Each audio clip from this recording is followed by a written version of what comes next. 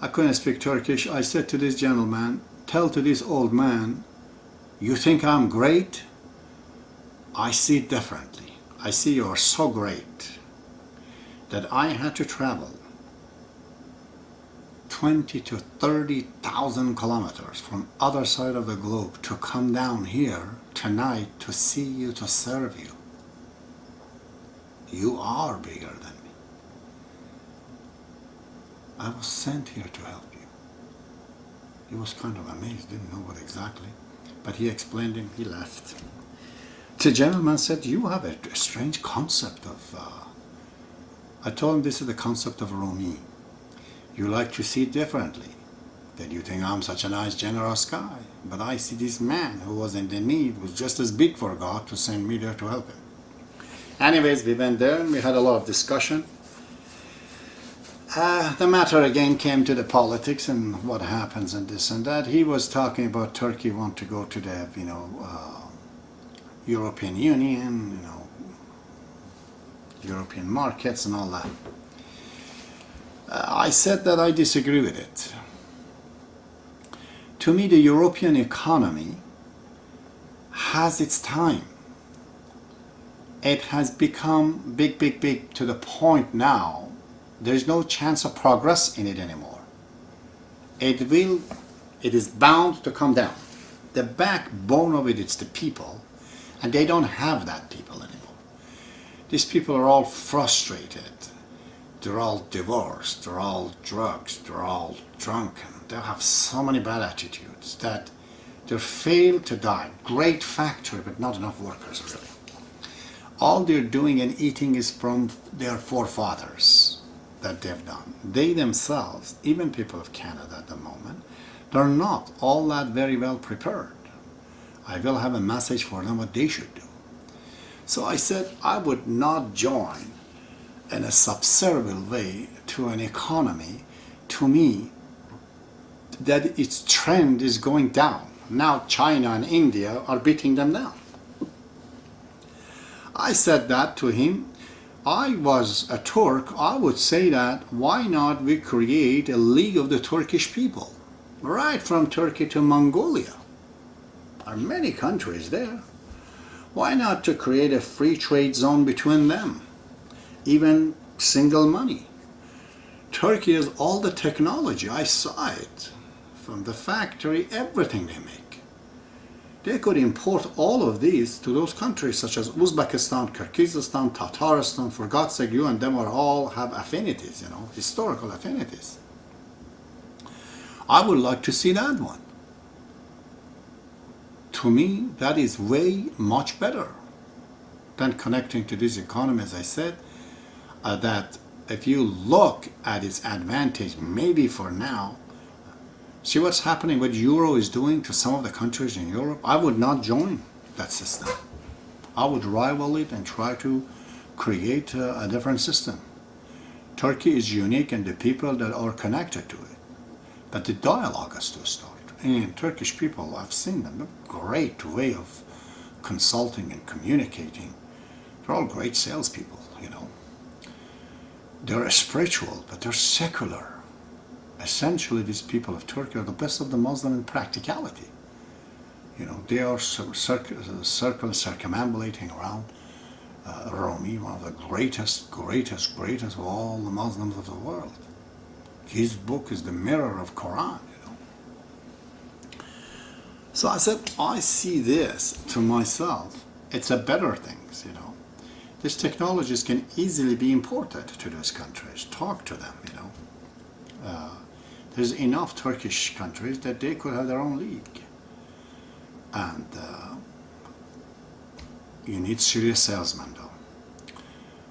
Now, one of the reform would have been to establish the new, boundaries. I think there are great affinities and consent on behalf of the people of Uzbekistan if Turkey wants to go there and do some major work for them. Why not? That can be done. This raises the Turkey to a different level that the foreign investors, they would have loved to come down and invest in Turkey. All kind of ways, because it's beautiful. It's absolutely gorgeous, beautiful. Many people love it. Things like Sheikh Mohammed of Dubai has done in Dubai. You can create systems that the foreigners, they can come and live with a permanent residency, not citizenship, but permanent residency of Turkey to stay there and spend their money. A lot of people in Europe and Turkey, they can come, but it needs salesmen to come down around to do these things. And I would definitely, if I was a politician in Turkey, I would have definitely start a serious dialogue to the Kurdish people in the north of Iraq. I would tell them to start, go ahead, we are for you. If they want to form a country democratically, that is their wish, I would be the first to say that, go ahead. Right there, we are for you, we're with you. You're secular, so is us. We have historical affinities, you helped us, we help you. So if there's any internal problem that you might have with some of the misguided people in Turkey, and then they have a country that could go on, being there. That was the mistake of Hitler. If he would have started to Israel and he would have sent all the Jews to the Israel, none of them needed to be killed. They probably looked at him and he's the Messiah, took us to our land. He could have done that, and he didn't do that.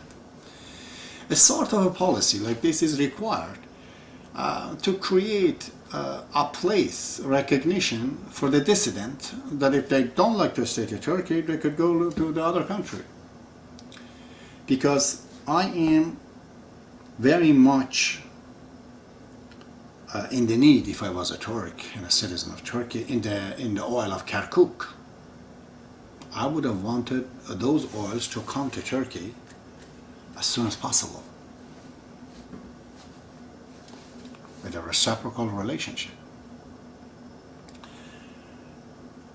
And all what I said, please understand that I'm not an expert in your country. I don't know what it is that you guys have. But being a month in Turkey and study and look at it, I was going to send this message a long time ago, but the time wasn't there. Now I feel, as a man from Middle East, as a country that I liked, totally I could call myself a citizen of Turkey. And I saw people there. There are poverties to the point that it's just as not right. You know, I stopped the car in the middle of the Beşiktaş, right? Shut it down. And I said to everyone, wait. I got down and I went to the middle of the street for an old lady who was selling ekmek. I said, okay, give me some. I had to give her money. The cars were looking at me. What is going on? You know, we need to think about each other respectfully. Get out of this stereotype of idea, all the Turks are this, all the Turks are this. Stop this criticism of each other. It is not good. Defend your people. In your own head, in your own soul, love them. And think what you should do for the country, for the betterment of it. Because remember, you're one of the best, the most stable country in the Middle East, Islamic country. You do have a message to deliver for the rest of the countries. How should they do it? And they stop their this dependency and subservient way of attaching themselves to the Europeans. Everything they have comes with a culture. Getting entangled with European as much as you want to, it brings their culture back to Turkey. I'm sorry, their culture is great for them, but it's not going to fit yours. It's not compatible with yours. Their democracy cannot be your democracy. It's different. This is a Turkish freedom, a Turkish economy, a Turkish system of doing things, in which the final result is the same. People are happy, people are rich, country is respected, human right index is up, and foreign people are admiring it, and is one of the top countries of the world because everything it has for it. The greatest backbone is that mentality, openness of the Turks. You know. Other than that, I'm just an ordinary citizen, a concerned individual, and really have no affiliations to anybody. I'm a Baha'i. Two things has happened in Turkey that's very, very admirable to me.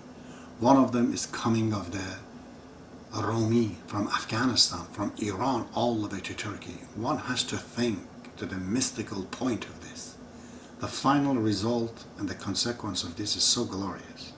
The second thing that happened, the king of Iran at the time, they banished Baha'ullah, the manifestation of God, the greatest ever prophet and messengers ever set foot on the planet Earth. He was in Edirne. I did saw his house in Edirne. And he came to Istanbul.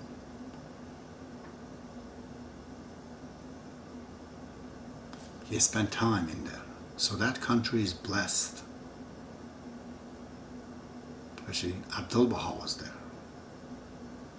And Ataturk was basically the only Muslim at that time. They freed the Baha'is. He said everyone has his own opinion and ideas.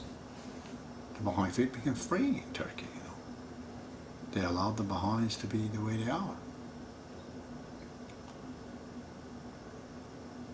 They got them out of jail. The freedom of the Baha'is founders was done at the time of Ataturk.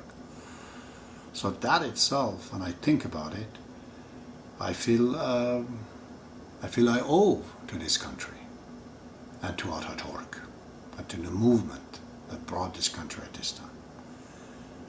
I'm just a concerned citizen, a person who loves Turks and Turkey. And I think because I saw people of Uzbeks and other people too, they were all nice, very beautiful people. Vibrant, you know, full of life, full of energy. If you're depressed and bored, you just talk to Turks, you know, gets it out of you. And that was the feeling I've had those days. I hope I visit you again soon. And I hope if you didn't like my talks, that you felt I'm going beyond the scope of my responsibility, then forgive me for it. God bless you.